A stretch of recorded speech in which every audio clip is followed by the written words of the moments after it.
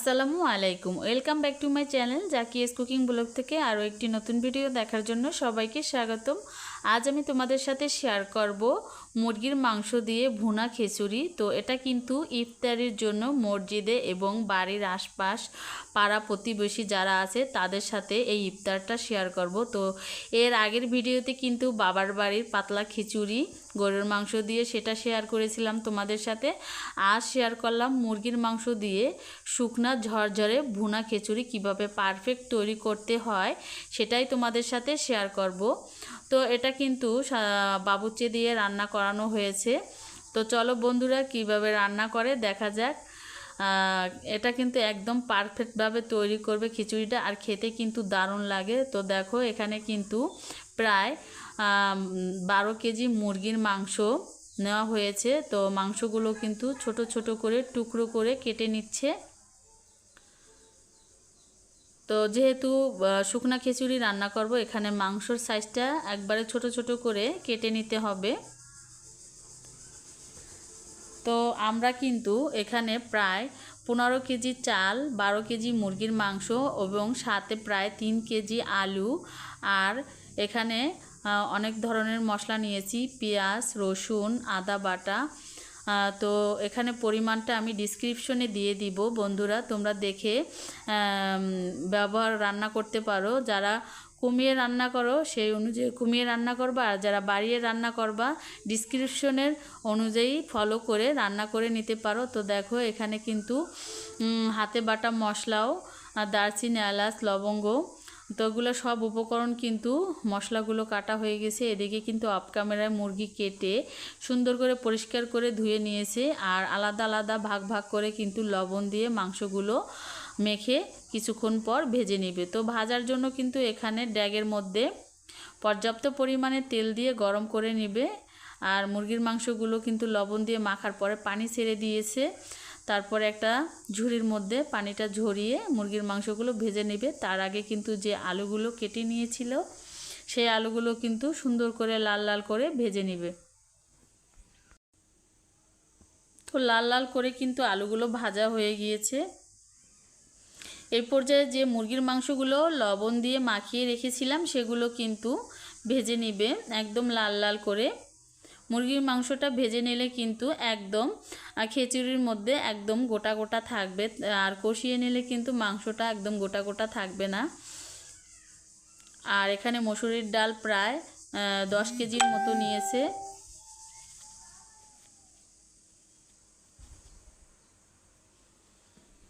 তো এক এক করে মুরগির মাংসগুলো কিন্তু একদম লাল লাল করে ভেজে নেবে। তো মাংসগুলো কিন্তু ভাজা হয়ে গিয়েছে। এখন এখানে প্রায় হাফ কেজি পরিমাণের পেঁয়াজ, তার থেকে একটু বেশি পেঁয়াজগুলো ব্রেস্তা করে নেবে। তো একদম লাল লাল করে কিন্তু পেঁয়াজগুলো ব্রেস্তা করে নেবে। মাশাল্লাহ মাশাল্লাহ, খুব সুন্দর একটা ফ্লেভার বের হয়ে এসেছিল পেঁয়াজগুলো যখন ভেজেছিল। তো দেখো ব্রেস্তা করা হয়ে গিয়েছে। এখন কিন্তু তেল থেকে অর্ধেক একটা পেঁয়াজের ব্রেস্তা তুলে নিল, আর যে উপকরণগুলো বেটে নিয়েছিল আদা, রসুন, পেঁয়াজ বাটা, জিরা বাটা, সব উপকরণগুলো পরিমাণ মতো দিয়ে দিল। এখন মশলাটাকে সুন্দর করে কষিয়ে নেবে। তারপরে এখানে কিছু গোটা কাঁচামরিচ দিয়ে দিল মশলার মধ্যে কষানোর মধ্যে, আর দিয়ে দিল তেজপাতা।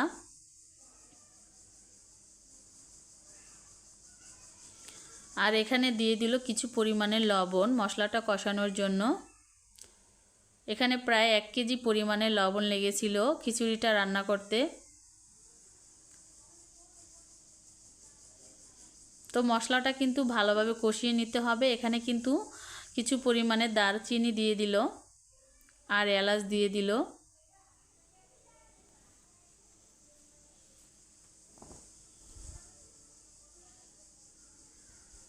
তো অল্প কিছু পরিমাণে পানি দিয়ে কিন্তু মশলাটা কষিয়ে নেবে। তো এখানে কিন্তু আমিও একটু নেড়েছিলাম, আমার কাছে ভালোই লেগেছিল। তো বাবুর্চির সাথে কিন্তু আমিও একটু নাড়াচাড়া দিয়েছিলাম। মাশাআল্লাহ কতটা সুন্দর কালার হয়েছে দেখেই বুঝতে পেরেছো বন্ধুরা। তোমরা চাইলে ঘরে এভাবে অল্প উপকরণ অল্প কিছু দিয়ে এভাবে রান্না করে খেতে পারো। অনেক মজাদার হয়েছিল খিচুড়ি, আর ইফতার মানেই তো ইফতারে খিচুড়ি অনেক মজাদার হয়। তো দেখো এখানে মাংসগুলো এক এক করে দিয়ে মশলার মধ্যে ভালোভাবে কষিয়ে নেবে।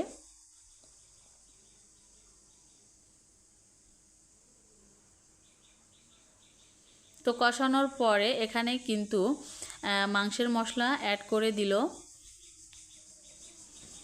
তো আরও কিছু সময় মশলা দেওয়ার পরে কষিয়ে নেওয়ার পরে যে মাংসগুলো দিয়েছিল মশলা সহকারে কিন্তু সবগুলো তুলে নেবে। যেহেতু এটা মুরগির মাংস, বেশি সময় থাকলে কিন্তু মাংসগুলো গা থেকে ছেড়ে দিবে। সেক্ষেত্রে এখানে যদি গরুর মাংস হয় তাহলে কিন্তু এটার মধ্যেই একসাথেও চাল দিয়ে কিন্তু রান্না করা যেত। তাই মুরগির মাংসটা তুলে নিল। এখন একটু পানি গরম করে পর্যাপ্ত পরিমাণে পানি দিয়ে তারপরে চালটা দিয়ে দিবে। আর এই তো দেখতে পাচ্ছ এখানে কিন্তু কিছু রসুন কুচি, কাঁচা মরিচ, তেজপাতা এগুলো কিন্তু এই পানির মধ্যে দিয়ে দিল। এটা আবার আলাদা করে কিন্তু মশলাটা দিল। রান্নার একটা সিস্টেম আছে, যেহেতু বাবুর্চিরা রান্না করে, এদের কিন্তু রান্না অনেক মজাদার হয়। তো দেখো সবগুলো উপকরণ দিয়ে কিছু সময় নেড়ে চেড়ে যে মসুরির ডালগুলো ছিল সেগুলো একটু হালকা করে ফুটিয়ে নেবে। ফুটানোর পরে কিন্তু চালগুলো দিয়ে দিবে। তো চালগুলো কিন্তু দিয়ে দিল। এখন একটু নেড়ে চেড়ে জাল করে নিতে হবে।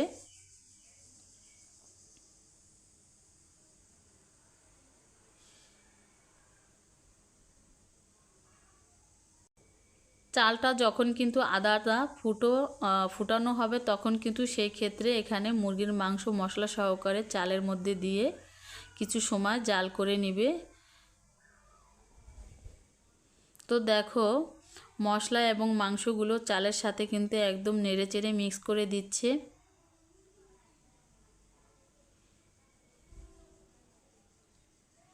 আর এখানে কিন্তু দারুচিনি, এলাচ যে মশলাগুলো বেটেছিল পাটায় এবং সাথে জিরার গুঁড়ো সেগুলো অ্যাড করে দিল। আর এখানে খিচুড়ির মশলা 2 প্যাকেট অ্যাড করে দিল।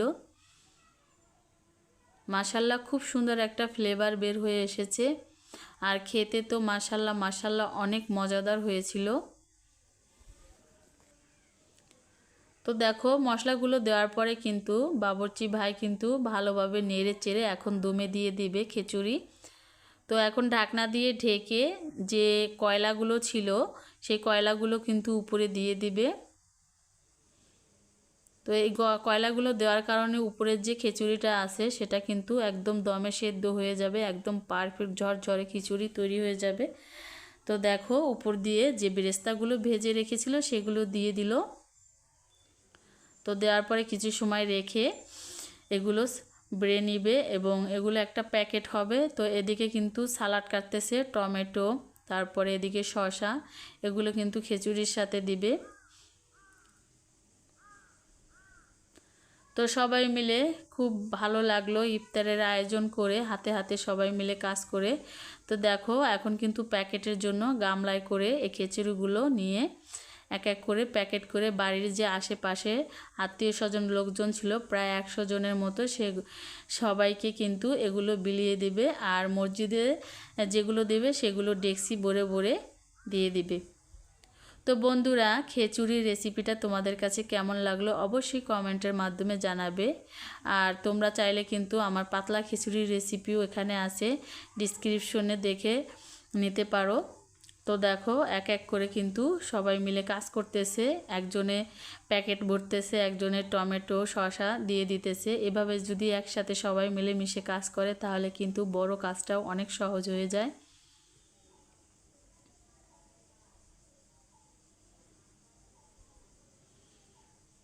তো তোমাদের কাছে আমার ভিডিওটা কেমন লাগলো অবশ্যই জানাবে। আর আমার ফ্যামিলির সবার জন্য দোয়া করবে।